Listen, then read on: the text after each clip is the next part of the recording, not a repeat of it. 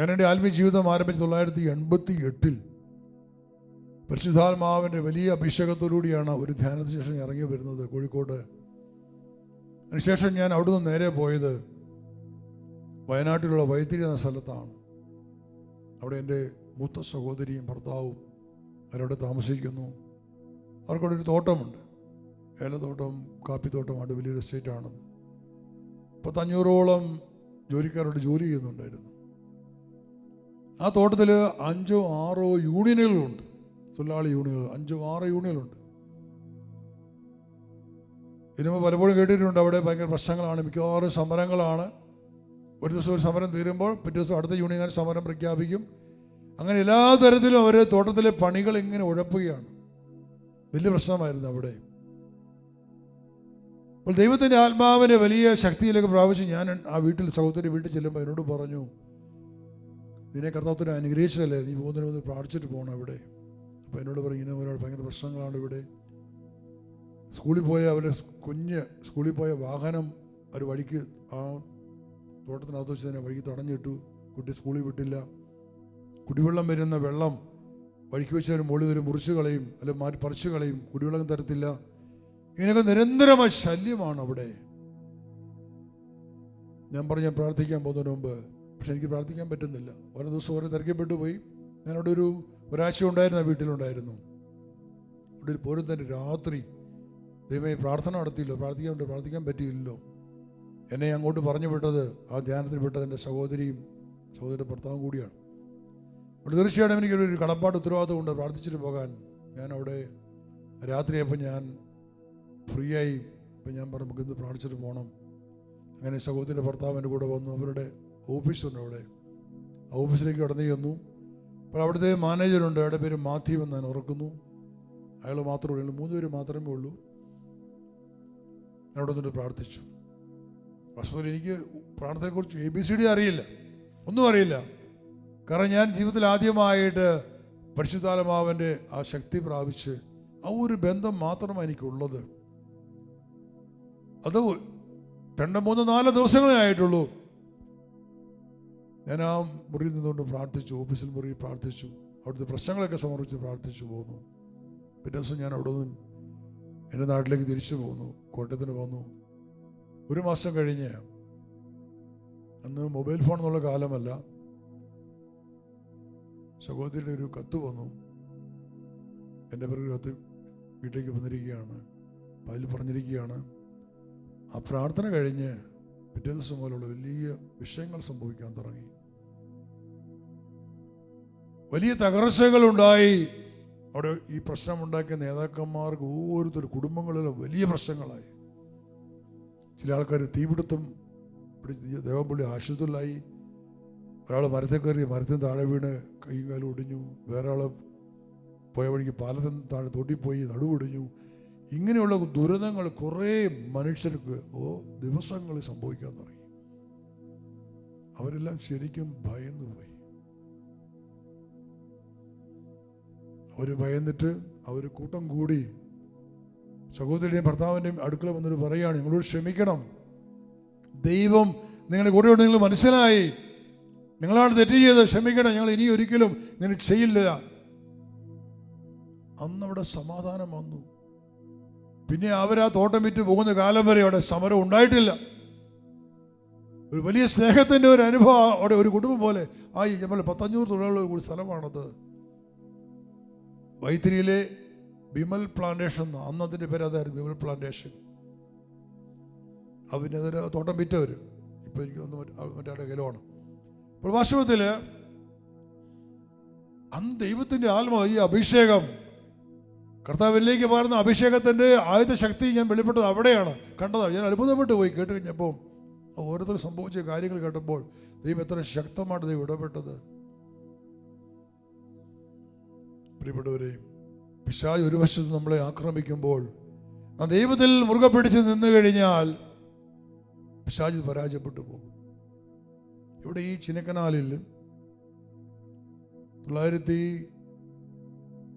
1990 കാലഘട്ടം, ഞാൻ വിചാരിക്കും 90 അതിനുശേഷം 92 കാലഘട്ടത്തിലാണ് എൻ്റെ പിതാവ് ഇവിടെ ഒരു സ്ഥലം വാങ്ങി. ചിന്നക്കനാലിൽ വള്ളിയമ്മാൾ എന്ന് പറയും ഒരു തോട്ടമാണ്. അത് തമിഴ്നാട്ടുകാരനായ ഒരു മനുഷ്യൻ്റെ തോട്ടമായിരുന്നു. അവിടെ ഇത് തന്നെ സംഭവമാണ്. അവിടെ നിരന്തര സമരം. അവിടെ 3 യൂണിയനുണ്ട്, 3 തൊഴിലാളി യൂണിയൻ. നിരന്തര അവിടെ സമരമാണ്. ഞാൻ പലപ്പോഴും കണ്ടിട്ടുണ്ട്. ഞാൻ അതിൽ പോകുമ്പോൾ സമയത്തൊക്കെ റോഡിൽ നിന്ന് ആൾക്കാർ കല്ലേറ് അങ്ങോട്ടും ഇങ്ങോട്ടും. തൊഴിലാളികളാണ്, യൂണിയൻ പ്രശ്നമാണ്. വണ്ടി മാറ്റി നമ്മൾ പോയിട്ടുണ്ട്. ചിലപ്പോൾ ഒരിക്കൽ ഓടി വരുമ്പോൾ തന്നെ ഒരു നേതാവ് ഓടി വണ്ടിയിൽ കയറി, ജീപ്പായിരുന്നു, കയറിയിട്ട് പറഞ്ഞു, വേഗം വിട്ട് എന്നെ കൊണ്ടുപോകണേ, എന്നെ തല്ലാൻ വരുമെന്ന് പറഞ്ഞുകൊണ്ട്. അപ്പം അങ്ങനെ സംഭവം ഞാൻ സാക്ഷിയാണ് പലപ്പോഴും അവിടെ. ഇപ്പോൾ ഈ തോട്ടമാണ് എൻ്റെ പിതാവ് മേടിച്ചത്. അപ്പോൾ അപ്പച്ചനോട് പറഞ്ഞു, നിനക്കറിയാം ഒത്തിരി പ്രശ്നമുള്ള സ്ഥലമാണത്, അവിടെ പ്രാർത്ഥന നടത്തണം. സന്തോഷമായി. എൻ്റെ അപ്പം തന്നെ എന്നോട് ആവശ്യപ്പെട്ടപ്പോൾ അന്ന് ഞാൻ ഈ സൂര്യനിലും ചിന്നക്കനാലിലുമുള്ള എൻ്റെ കൂട്ടത്തിൽ പ്രാർത്ഥിക്കുന്ന കുറേ ആൾക്കാരുണ്ടായിരുന്നു. കൂട്ടായ്മയിലേക്ക് വന്ന കുറേ ആളുകൾ ആദ്യകാലങ്ങളിൽ. അപ്പം ഞാൻ അവരോട് പറഞ്ഞു, അവിടെ ആ എസ്റ്റേറ്റിൻ്റെ അവിടെ ഇന്ന് അവിടെ ഇരിക്കുന്നത് ഫോർട്ട് 3 ഹോട്ടലാണ്. അത് പിതാവ് വിറ്റത്. പക്ഷെ അതിന് മുമ്പ് അവിടെ ഉണ്ടായിരുന്ന ഒരു പഴയ സ്റ്റോറായിരുന്നു, ഏലക്ക സ്റ്റോറായിരുന്നു. അപ്പോൾ അവിടെ പ്രാർത്ഥനയുണ്ട്, വരാൻ പറഞ്ഞു. ഒരു 10-20 പേര് അവിടെ ഞങ്ങൾ കൂടി പ്രാർത്ഥിക്കാൻ വേണ്ടി. ആ പ്രാർത്ഥന അവിടെ നടത്തി. വസ്തുതയിൽ അവിടെ ഉണ്ടായിരുന്നു വലിയൊരു ആധിപത്യമാണ് ഞാൻ അന്ന് കണ്ടത്. അത് ഞാൻ കണ്ടത് ശരിക്കും ആത്മാവ് അല്ലെന്ന് പറയില്ല, ഞങ്ങളുടെ വലിയൊരു സാത്താൻ്റെ ഒരു ആധിപത്യം ഞങ്ങൾ കണ്ടു. ആ പ്രാർത്ഥന കഴിഞ്ഞു. കർത്താവ് ആ തകർത്ത് കളഞ്ഞ ആധിപത്യത്തെ തകർത്ത് ആ ബന്ധത്തിൽ കിടന്നിരുന്ന അനേകം ആത്മാക്കൾ സ്വതന്ത്രമാക്കപ്പെട്ടു. ഇവിടെ വരെ പിന്നെ ഒരിക്കൽ പോലും ഇന്ന് വരെ ആ തോട്ടത്തിൽ ഒരു സമരം ഉണ്ടായിട്ടില്ല. 3 വർഷങ്ങൾക്കിടയിൽ അതുപോലെയുള്ള സമാധാനം അവിടെ കടന്നു വന്നുള്ളതാണ്. അപ്പോൾ മനുഷ്യന് അജ്ഞാതമായ അനേകം പ്രശ്നങ്ങൾക്ക് ഉത്തരം തരാൻ ദൈവശക്തനാണ്. നമ്മൾ പറയും രോഗത്തിൻ്റെ കാരണം അറിഞ്ഞ് രോഗത്തിൻ്റെ വേദന ചികിത്സിക്കണം. അതെ, ആത്മീയത്തിൽ സംഭവിക്കണം. ഒരു തെറ്റായ ഒരു ഫലങ്ങൾ വരുമ്പോൾ നാം തിരിച്ചറിയണം, ദൈവം എന്താണ് ഇതിന് കാരണം. ഇതിന് പിന്നിൽ നിൽക്കുന്ന പിശാച്, അവന് ഇതിന് പിന്നിൽ നിൽക്കുന്ന ആത്മാക്കൾ, അശുദ്ധാത്മാക്കള്, അതിനെക്കുറിച്ച് നമുക്ക് ബോധ്യമുണ്ടെങ്കിൽ അവയെ നിർവീര്യമാക്കാൻ, പിടിച്ചു കെട്ടുവാൻ ദൈവത്തിൻ്റെ വചനം അവിടെ ഇറങ്ങി വരും, ശക്തിയോടെ ഇറങ്ങി വരും. ആത്മാക്കളുടെ മേഖല എന്ന് പറയുന്നത് വലിയൊരു മേഖലയാണ്. നാം എല്ലാവരും കണ്ണടച്ച് പിശാചുക്കളാണെന്ന് പറഞ്ഞുകൊണ്ട് അതിനെ വ്യാഖ്യാനിക്കാൻ പോയി കഴിഞ്ഞാൽ പരാജയപ്പെട്ടു പോകും. അതല്ലെങ്കിൽ ഇതൊക്കെ വെറും മാനസിക പ്രതിഭാസങ്ങളാണെന്ന് പറഞ്ഞ് നമുക്ക് രക്ഷപ്പെടാൻ സാധിക്കും. പക്ഷെ പ്രശ്നത്തിന് പരിഹാരം ഉണ്ടാകില്ല. ഞാനിവിടെ പറഞ്ഞ കാര്യങ്ങൾക്ക് മാനസിക പ്രതിഭാസങ്ങളാണോ? അങ്ങ് ഓസ്ട്രേലിയയിലെ ബന്ധം ഏർപ്പെടുത്താൻ പോയ ഒരു സ്ത്രീ ഡിവോഴ്സ് നടത്തി തിരിച്ച് നാട്ടിൽ പോരാൻ വേണ്ടുന്ന ആള് അവർ പോലും അറിയുന്നില്ല. ഈ കേരളത്തിൽ ഇതുകൊണ്ട് ഞങ്ങൾ പ്രാർത്ഥിച്ചപ്പോൾ ആ സ്ത്രീയുടെ അമ്മയും ഞാനും അവിടെ പ്രാർത്ഥിച്ച സമയത്ത് ദൈവം അവിടെ പ്രവർത്തിച്ചു. അവർ പോലും അറിഞ്ഞില്ല. അവരറിയാതെ സമാധാനം അവിടെ കുടിയുണ്ടെങ്കിൽ അതെന്തു മാനസിക പ്രതിഭാസമാണത്? വയനാട്ടിലെ എസ്റ്റേറ്റില് അനേകം കാലങ്ങളായി സമരം നടത്തി പ്രശ്നമുണ്ടായിക്കൊണ്ടെന്ന് ആ മനുഷ്യര് അവരൊന്നും അറിഞ്ഞില്ല. ഞാൻ പ്രാർത്ഥിച്ചിട്ട് പോയ കാര്യം എന്നെ അവർക്ക് അറിയത്തുമില്ല. ഒരുപക്ഷെ എൻ്റെ സഹോദരൻ മാത്രം ആരെങ്കിലും കണ്ടിട്ടുണ്ടായിരിക്കും അതിനപ്പുറത്ത്. പക്ഷെ ദൈവത്തിൻ്റെ ശക്തി ഇറങ്ങി വന്നു കഴിഞ്ഞപ്പോൾ അവർ വന്നു പറഞ്ഞു, ഞങ്ങളോട് ക്ഷമിക്കണം, നിങ്ങളുടെ കൂടെ ദൈവമോട് നിങ്ങൾ മനസ്സിലായി. അതാണ് അവർ പറഞ്ഞ വാക്കുകൾ. ഇവരുടെ അതുപോലെ അവർ സമരം നിന്ന് അവിടെ. ഇത് മാനസിക പ്രതിഭാസമാണോ ഇത്? നമുക്കിതിനെയൊക്കെ നമ്മുടെ ബുദ്ധിയിൽ വ്യാഖ്യാനിക്കാൻ പറ്റും, പക്ഷെ ഉണ്ടാക്കുന്ന നാശമാണ്, രക്ഷയല്ലത്.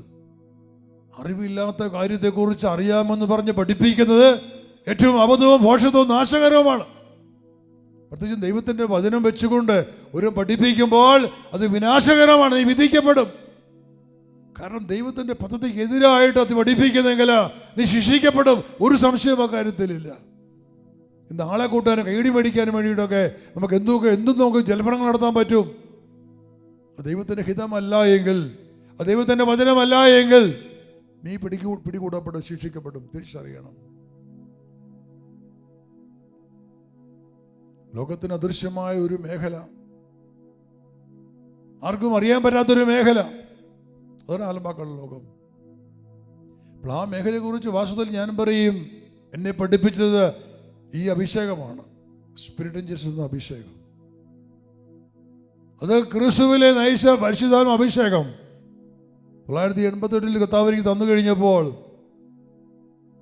അന്ന് മുതൽ ഇങ്ങോട്ട് എൻ്റെ ജീവിതത്തിൽ ദൈവത്തിൻ്റെ ആത്മാവ് എന്നെ കൊണ്ടുപോയത് അത് ഒരു വ്യത്യസ്തമായ ലോകത്തിലൂടെയാണ്. അത് ഏറ്റവും അധികം ആത്മാക്കളുടെ മേഖലയിലാണ്.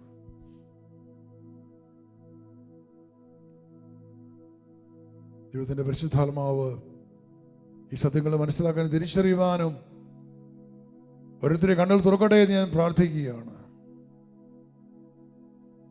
ഇവിടെ ഞാൻ പറഞ്ഞുകൊണ്ടിരുന്ന ഈ ഡോക്ടർ കെന്നത്ത് മക്കാളുടെ അനുഭവം അദ്ദേഹം വ്യക്തമായിട്ട് പറയുന്നു, ഒരു സ്ഥലത്ത് ഒരു പ്രേതബാധ ഉണ്ടെങ്കിൽ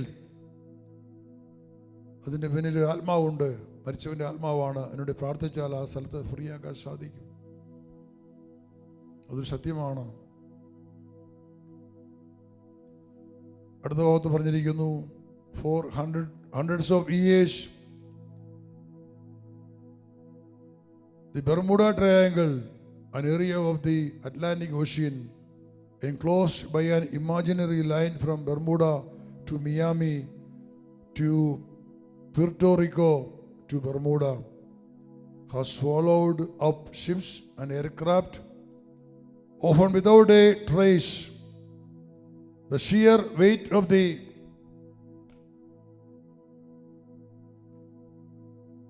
books written on this subject would sink a small ship.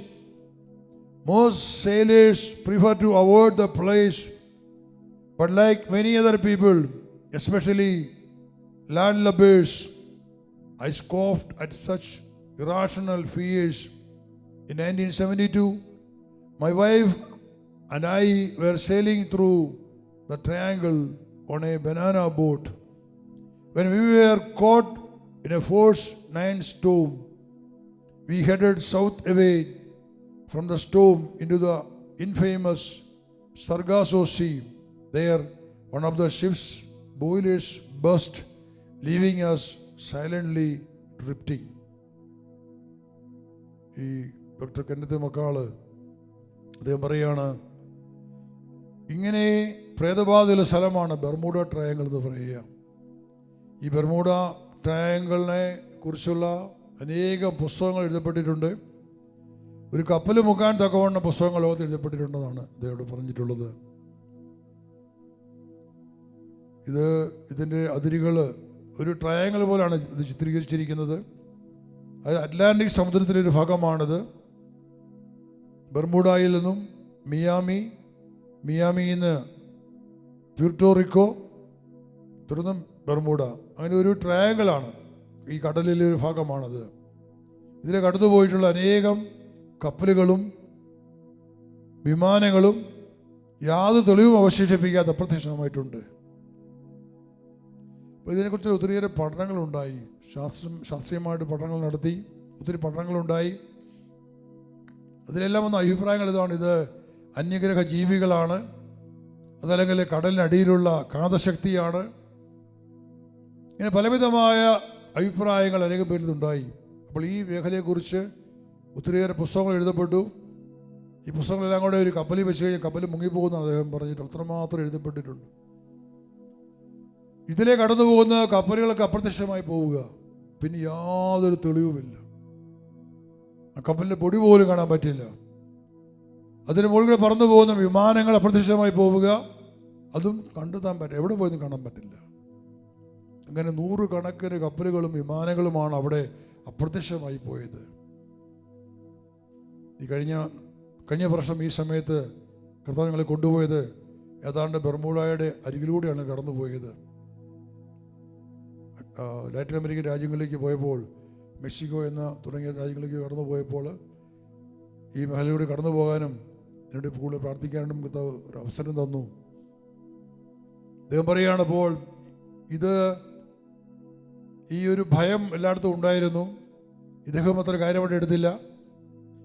അങ്ങനെ 1972 ഇദ്ദേഹവും ഭാര്യയും ഏതാനും പേര് ചേർന്ന് ഈ ട്രയാങ്കിളിലൂടെ ഒരു ബനാന ബോട്ട്, അങ്ങനെ ഒരു ചെറിയ ബോട്ടിൽ അതിൽ ഇവർ യാത്ര ചെയ്യുകയാണ്.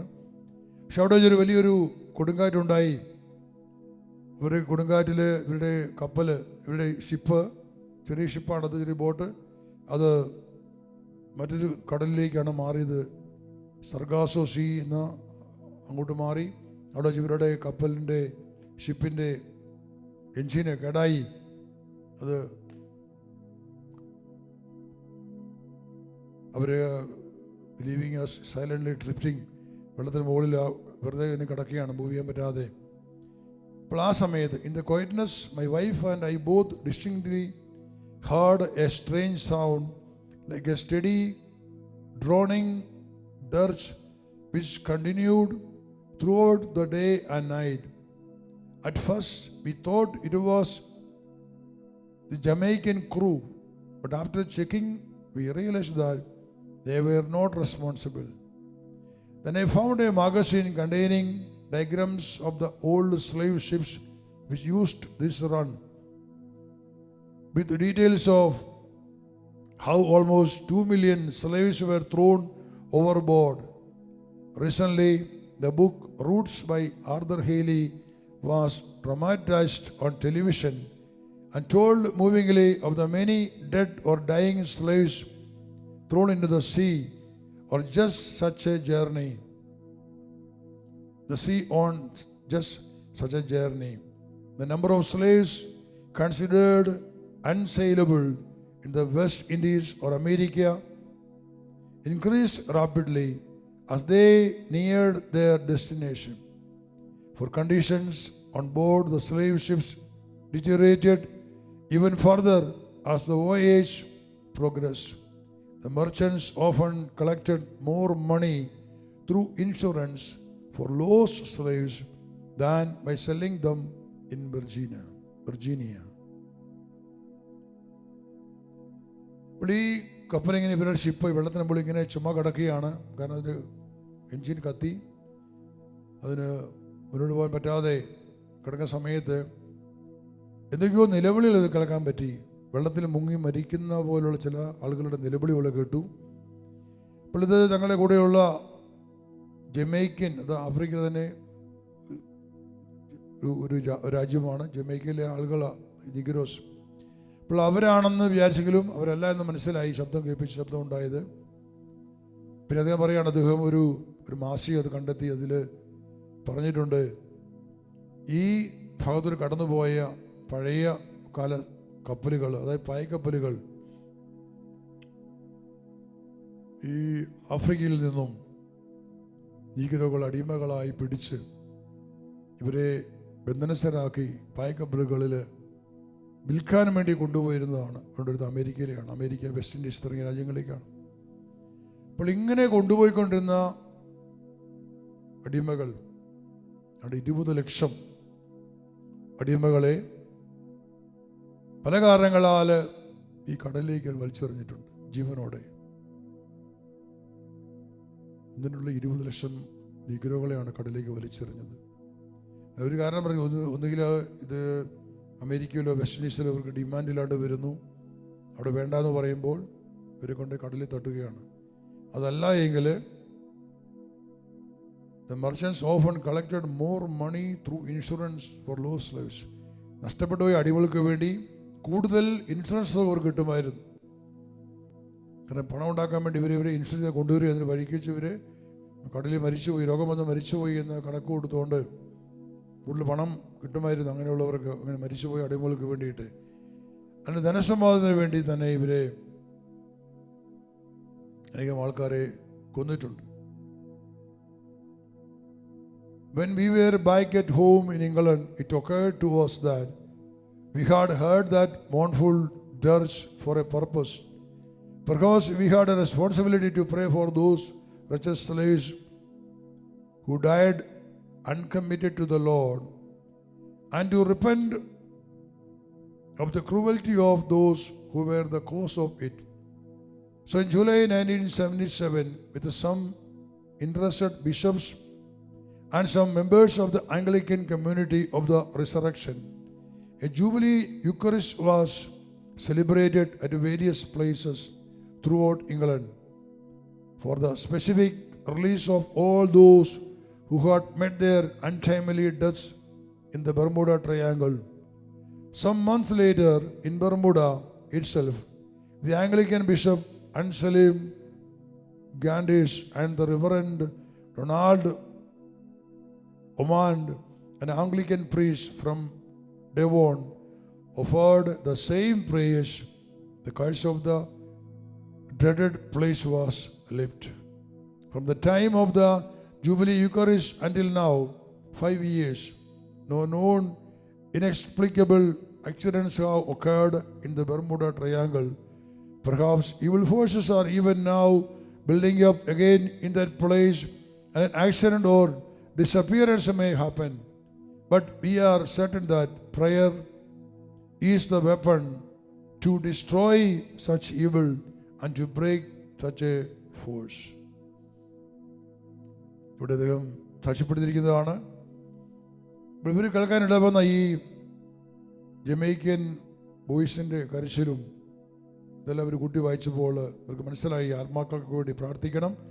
അപ്പോൾ അതിനുവേണ്ടി ഇവർ 1977 കുറച്ച് ആംഗ്ലിക്കൻ സഭയിലെ, ഇംഗ്ലണ്ടിലുള്ള ആംഗ്ലിക്കൻ സഭയിലെ ചില ബിഷപ്പുമാരും പുരോഹിതന്മാരും ചേർന്നുകൊണ്ട് ഒരു വലിയ പ്രാർത്ഥന നടത്തി, കുർബാന അർപ്പിച്ചു, ബലിയർപ്പിച്ചു. അത് പല സ്ഥലത്താണ്. Jubilee eucharist was celebrated at various places throughout England. ഇംഗ്ലണ്ടിൻ്റെ പല ഭാഗത്തായി ഈ ആത്മാക്കളുടെ രക്ഷയ്ക്ക് വേണ്ടിയിട്ടുള്ള കുർബാനകൾ അർപ്പിക്കപ്പെട്ടു. മിത്രന്മാരും വൈദികരും ചേർന്നുകൊണ്ടാണ് ചെയ്തത്. It was for the specific release of all those who had met their untimely deaths in the Bermuda Triangle. Some months later, in Bermuda itself, the Anglican Bishop Anselm Gandish and the Reverend Donald Omand, an Anglican priest from Devon, offered the same prayers. അത് ഈ ട്രയാങ്കിളിൽ, Bermuda triangle കടലിലുള്ള ഈ ഭാഗത്ത് തന്നെ പോയി ഒരു Anglican ബിഷപ്പും മറ്റൊരു പുരോഹിതരും ചേർന്നുകൊണ്ട് അവിടെ കപ്പലിൽ പോയി അവരവിടെ ബലിയർപ്പിച്ചു.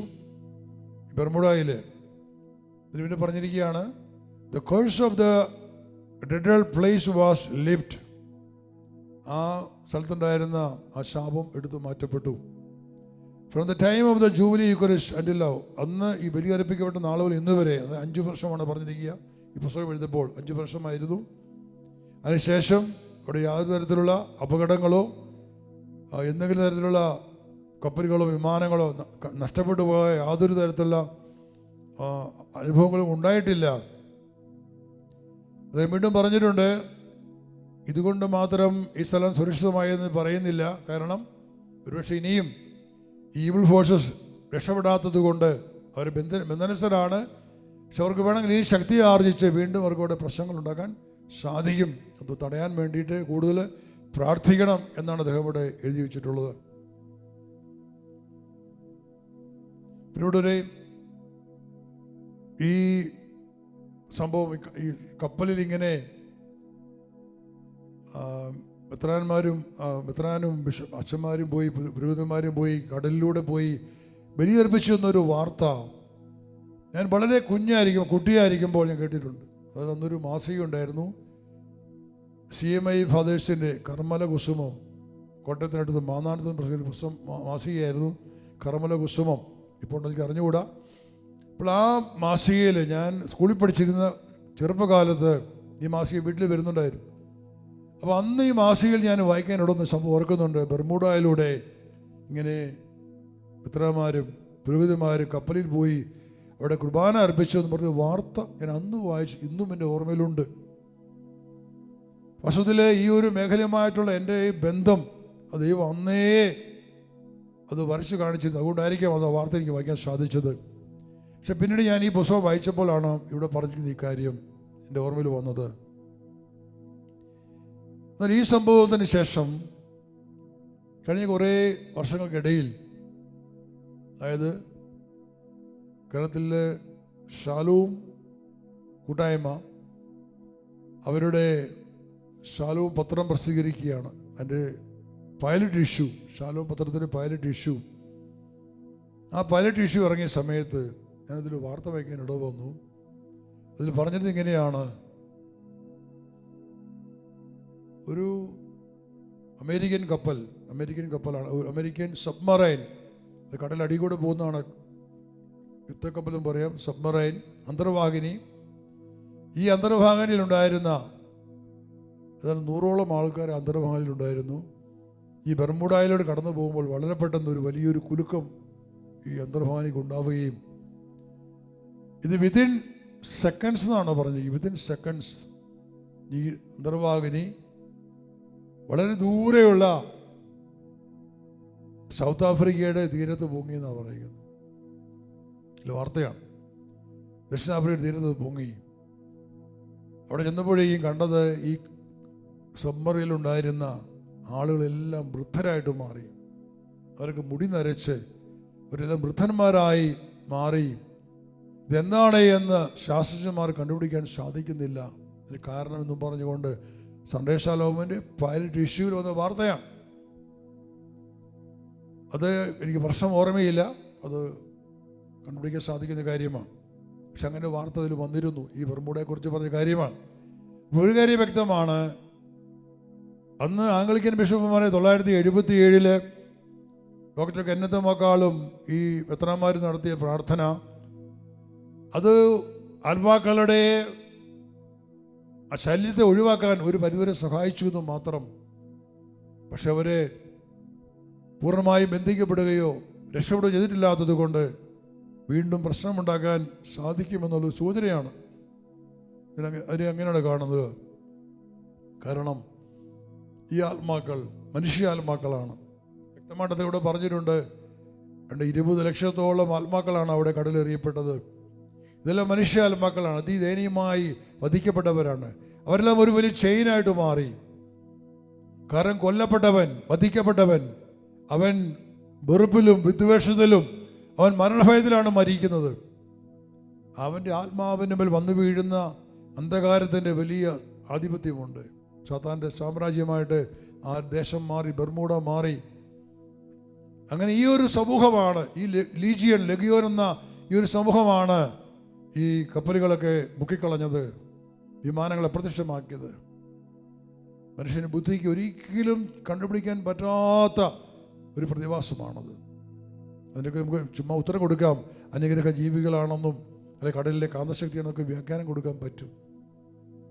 പക്ഷെ പ്രിയപ്പെട്ടവരെ, ആത്മാക്കളുടെ വലിയൊരു ലോകം, വലിയൊരു മേഖല, വലിയൊരു ശൃംഖല നിൽക്കുകയാണ്. വാസ്തവത്തിൽ ഈ ആത്മാക്കൾക്കെല്ലാം രക്ഷ കൊടുക്കാൻ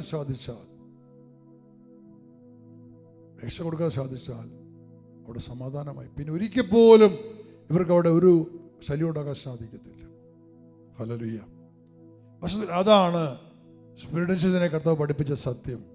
നഷ്ടപ്പെട്ടു പോയ സകല ആത്മാക്കളെയും രക്ഷപ്പെടുത്തുക, ആ ഒരു ദൗത്യമാണ് ഞങ്ങൾ ഏറ്റെടുത്തിട്ടുള്ളത്, സ്പിരിറ്റ്സ് ഏറ്റെടുത്തിട്ടുള്ളത്. അതാണ് കർത്താവ് പഠിപ്പിച്ചത്. 1989 മുതൽ ആരംഭിച്ച ആത്മാക്കളുടെ ഈ ശുശ്രൂഷയിൽ 97 ആയപ്പോഴേക്കും ദൈവത്തിൻ്റെ ആത്മാവ് ഞങ്ങളെ കൊണ്ടെത്തിച്ച വലിയൊരു മേഖലയിലേക്കാണ്. ഈ ആത്മാക്കൾക്ക് രക്ഷയുണ്ടെന്നുള്ള സത്യമാണ്.